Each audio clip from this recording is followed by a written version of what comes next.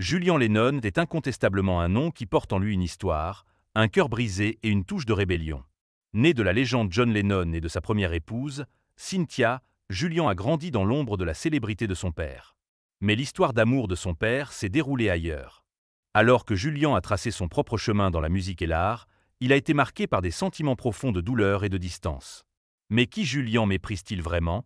Rejoignez-nous pour plonger dans les émotions complexes et les dynamiques familiales compliquées qui affectent encore Julian à ce jour. Mais avant d'explorer le parcours de Julian, remontons au début, à l'histoire de sa naissance et à la manière dont la relation de ses parents a posé les bases de tout ce qui a suivi. Un départ compliqué et une distance croissante. John Lennon et Cynthia Powell se sont rencontrés en 1957 en tant qu'étudiantes au Liverpool College of Art. Bien que Cynthia soit déjà fiancée, la nature audacieuse et sans compromis de John a rapidement laissé une marque.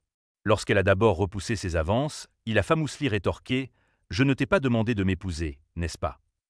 Ils ont commencé à sortir ensemble, et malgré la célébrité croissante de John avec les Beatles, John et Cynthia se sont mariés en 1962 après que Cynthia est tombée enceinte de leur fils, Julian. Mais leur mariage n'était pas le conte de fées que certains pourraient imaginer. John avait du mal à gérer ses émotions, ce qui affectait parfois sa relation avec Cynthia.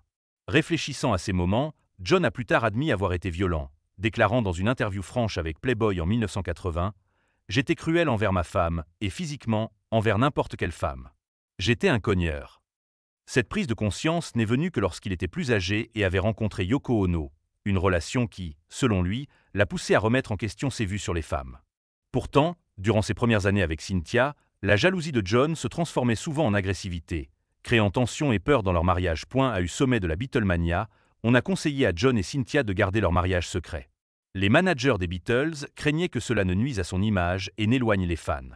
Ainsi, alors que la célébrité de John explosait, Cynthia était souvent laissée dans l'ombre. À mesure que les Beatles évoluaient, la vie personnelle de John changeait aussi.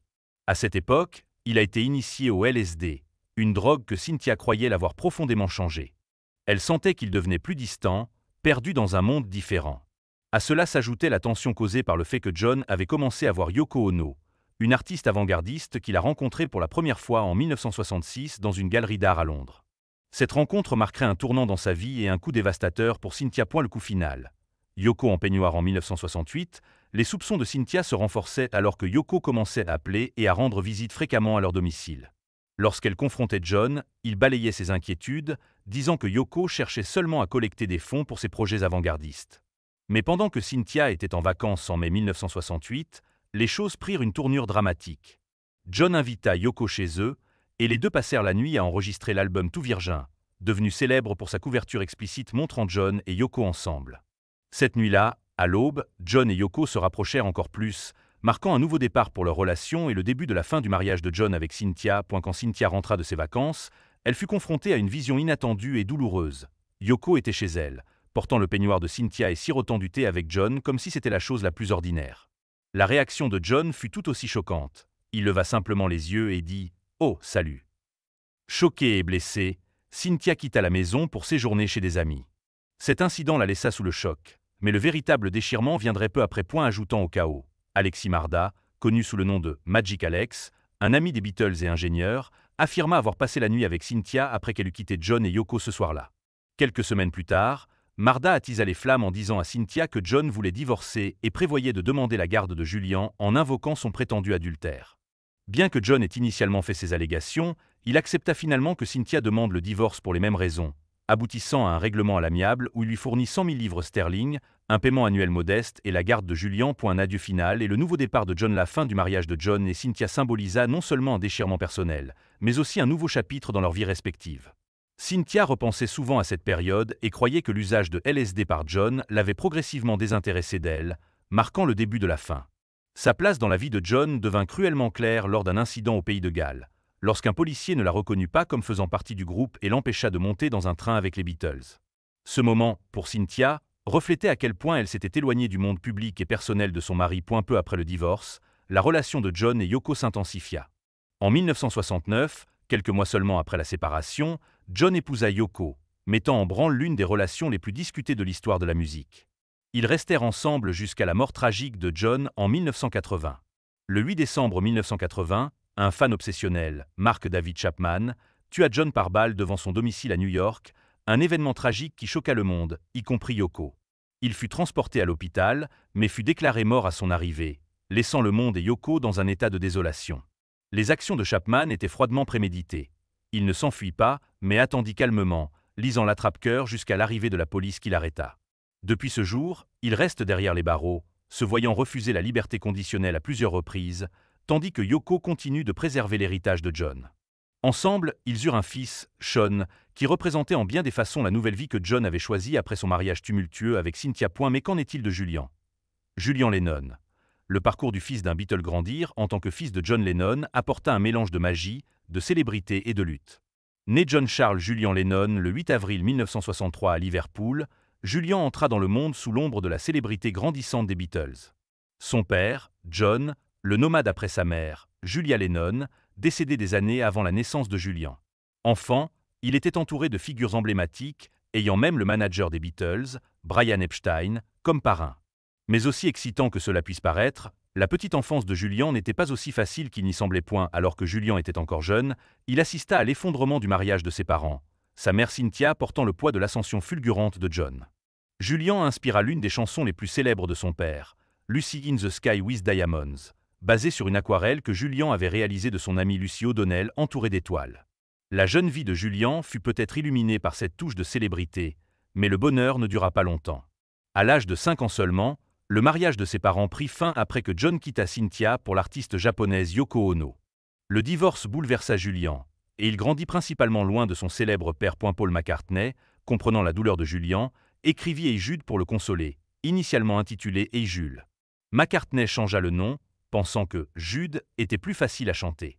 La relation de Julian avec son père resta compliquée, mais des moments comme celui-ci laissaient entrevoir l'amour profond que d'autres avaient pour lui. Les années d'école et un amour pour l'art après le divorce de ses parents, Julian resta avec sa mère Cynthia, qui fit de son mieux pour créer un environnement stable pour lui. En 1974, Julian fréquenta la King Mid School à Hoylake, en Angleterre. Peu après, lorsque sa mère se remaria, ils déménagèrent au Pays de Galles, et il alla à la Rutin School, un pensionnat privé dans le Denbighshire, au nord du Pays de Galles. Grandissant largement loin de l'influence immédiate de son père, Julian développa ses propres intérêts et passions, cultivant un vif sens de la créativité et un amour pour la musique et l'art. Malgré la distance géographique et émotionnelle, l'empreinte de son père continuait de marquer sa vie, inspirant des chansons et encourageant les intérêts de Julian de loin. L'amour de Julian pour la musique était indéniable, et au début des années 1970, lors d'une rare visite, la petite amie de son père de l'époque, Mépan, les encouragea à renouer. John et Julian passèrent du temps ensemble, John lui offrant une guitare Gibson Les Paul et une boîte à rythme à Noël, éveillant encore plus la passion de Julian pour la musique. John lui enseigna quelques accords, un cadeau qui laissa un impact durable. Bien que ces moments fussent sporadiques, ils jouèrent un rôle significatif dans la formation des premières influences musicales de Julian. Plus tard dans sa vie, Julian trouverait du réconfort dans le lien qu'il partageait avec son père à travers la musique, même si leur relation était pleine de défis. Une carrière naissante dans la musique. Le premier véritable pas de Julian dans le monde de la musique vint à l'âge de 11 ans, lorsqu'il apparut sur l'album de son père, Walls and Bridge. Il joua de la batterie sur la piste Ya-Ya et plaisanta plus tard en disant que s'il avait su que cela finirait sur l'album, il aurait mieux joué. Crédité dans les notes de l'album comme Starring on Drum, le petit rôle de Julian posa les bases de ce qui deviendrait plus tard sa propre carrière musicale. Grandissant, Julian fut influencé non seulement par les Beatles, mais aussi par des artistes comme David Bowie, Steely Dan et AC/DC, qui façonnèrent son style unique. En 1984, Julian sortit son premier album, Valotte, qui fut un succès immédiat. Produit par Phil Ramone, il inclut des tubes comme Too Late for Goodbye et lui valut une nomination aux Grammy Awards pour le meilleur nouvel artiste.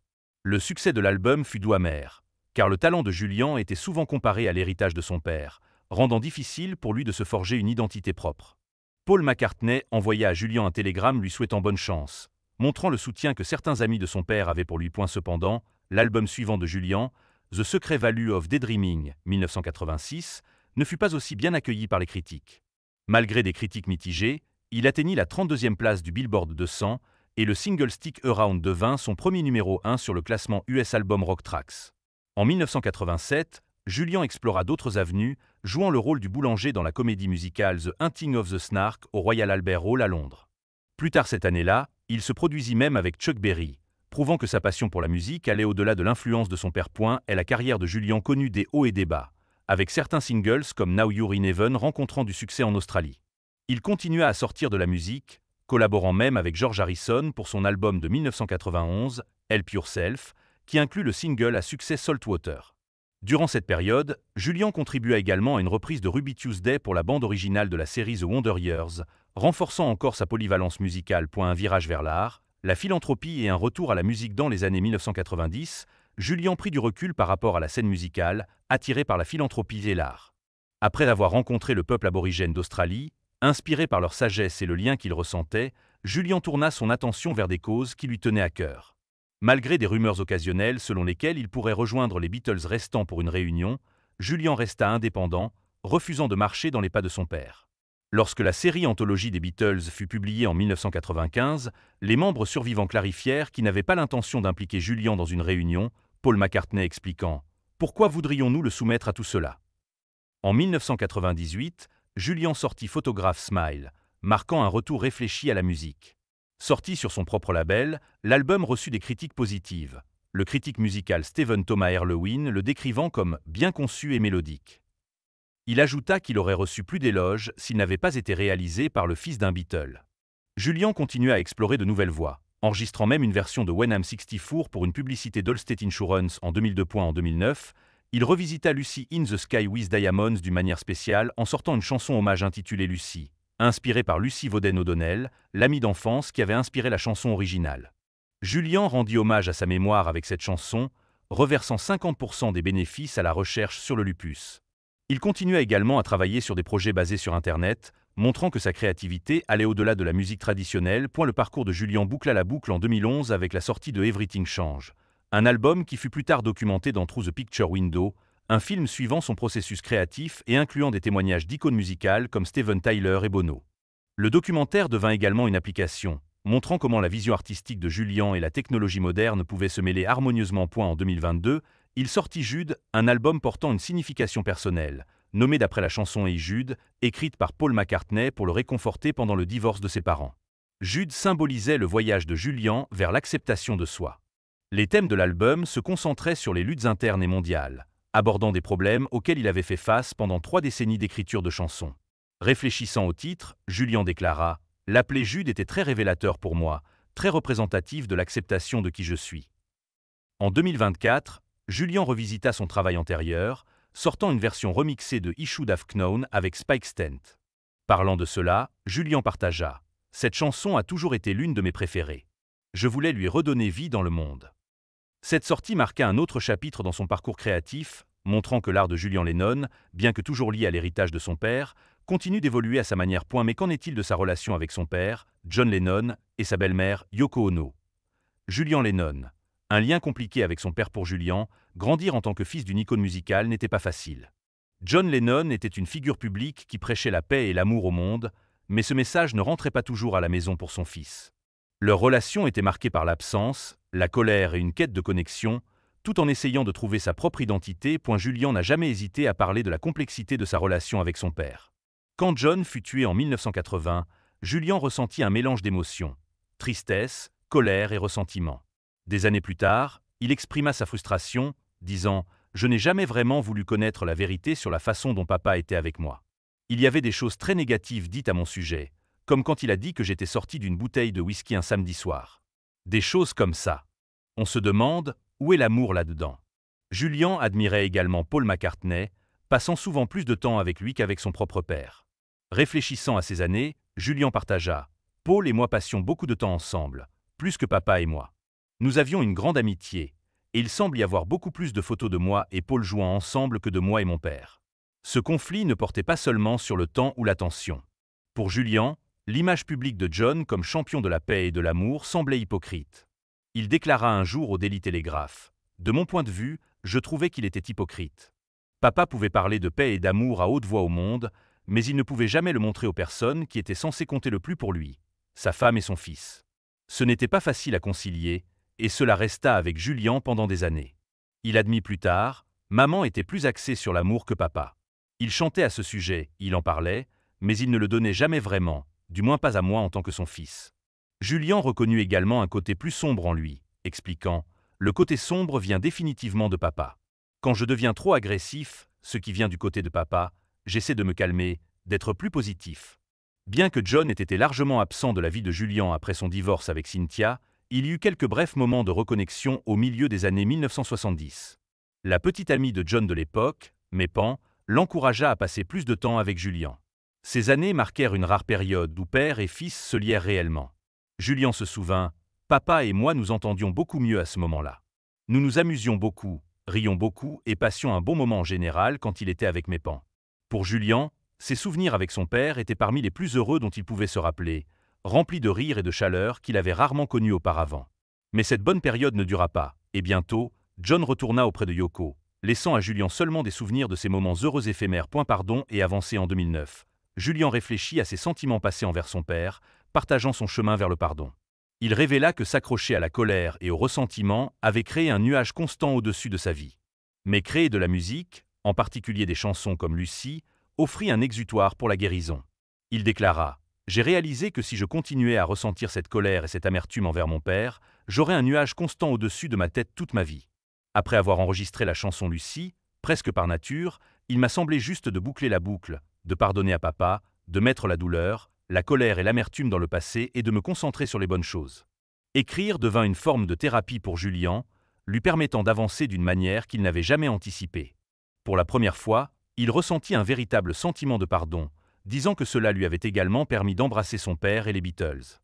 Cependant, ce voyage vers le pardon ne fut jamais facile. Il le décrivit comme un processus auquel il revenait encore et encore en revisitant ses sentiments envers son père. Même après des années, il admit parfois que le pardon total était encore difficile à atteindre, révélant qu'il fallait un effort continu pour lâcher les blessures passées. Réflexion sur un héritage compliqué. Le chemin de Julian pour comprendre son père resta complexe, même en vieillissant. À 48 ans, il évitait toujours l'idée du mariage et de la famille, expliquant dans une interview de 2011 que sa réticence venait de ne pas vouloir répéter les erreurs de son père. « Mon père était jeune et ne savait pas ce qu'il faisait. C'est la raison pour laquelle je n'ai pas encore eu d'enfant. Je ne voulais pas faire la même chose. Non, je ne suis pas prêt. Je veux d'abord savoir qui je suis. » Cette autoréflexion montrait à quel point les actions de son père l'avaient profondément influencé, le poussant à remettre en question sa propre readiness à créer une famille. Plus tard, Julian regarda le documentaire The Beatles, Get Back, qui raviva des souvenirs de son père sous un jour différent.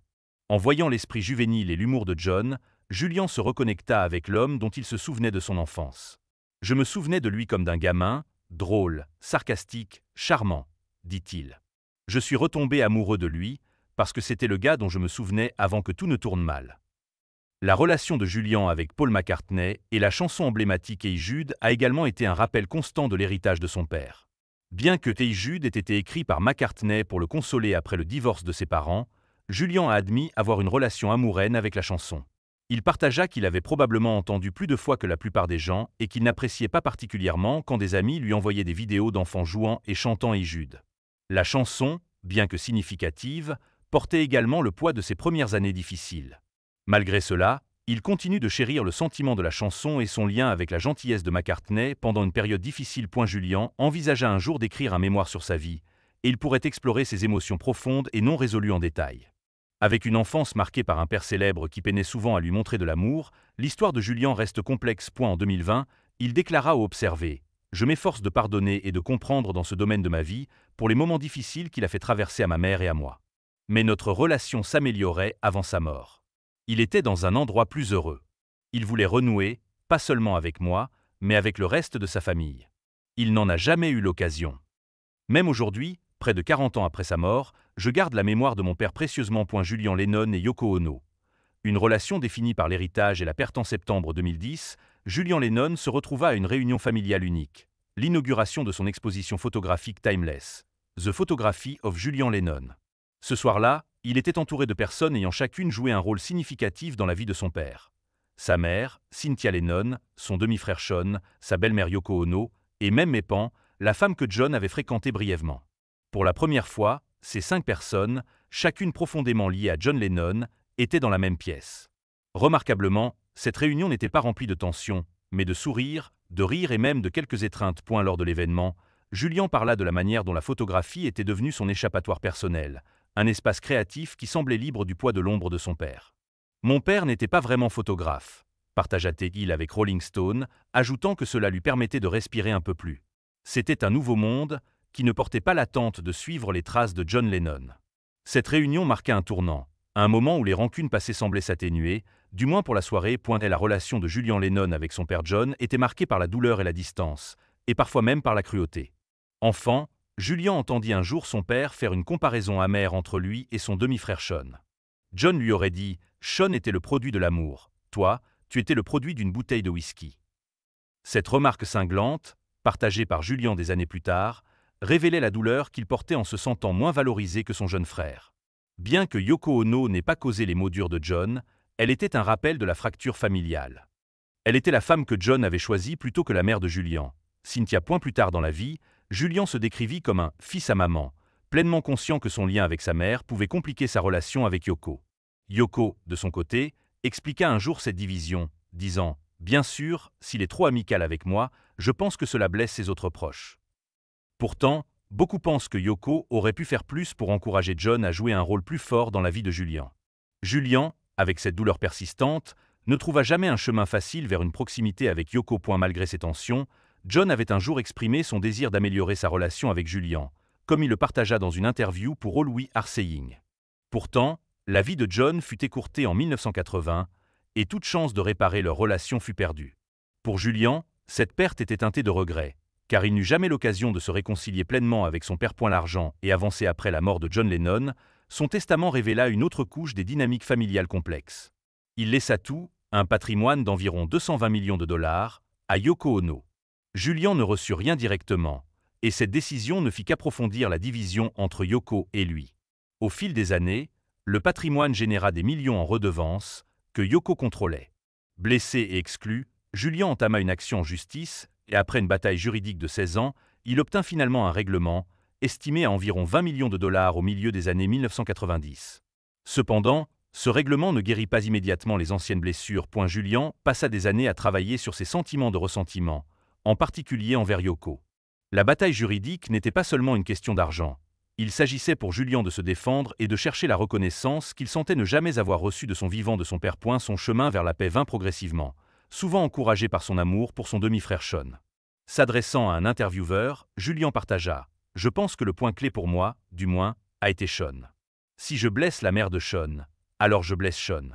C'est une façon détournée de penser les choses, mais parce que j'aime tellement Sean, je ne veux simplement pas lui faire de mal. » Cette réalisation lui permit de laisser le passé derrière lui, trouvant un moyen de lâcher prise pour le bien de Sean. Aujourd'hui, la relation de Julian avec Yoko Ono reflète son lien avec son demi-frère. Et bien que certaines blessures ne guérissent jamais complètement, l'amour de Julian pour Sean lui a apporté un sentiment de paix, même avec Yoko. Son parcours avec elle continue d'être façonné par les souvenirs, la guérison et l'héritage familial unique qu'il partage. Dans quelle mesure pensez-vous que la relation compliquée de Julian avec son père a façonné son chemin vers la paix et la guérison avec Yoko? Partagez vos pensées dans les commentaires ci-dessous et n'oubliez pas de liker, de vous abonner et d'activer la cloche de notification pour plus d'histoires fascinantes.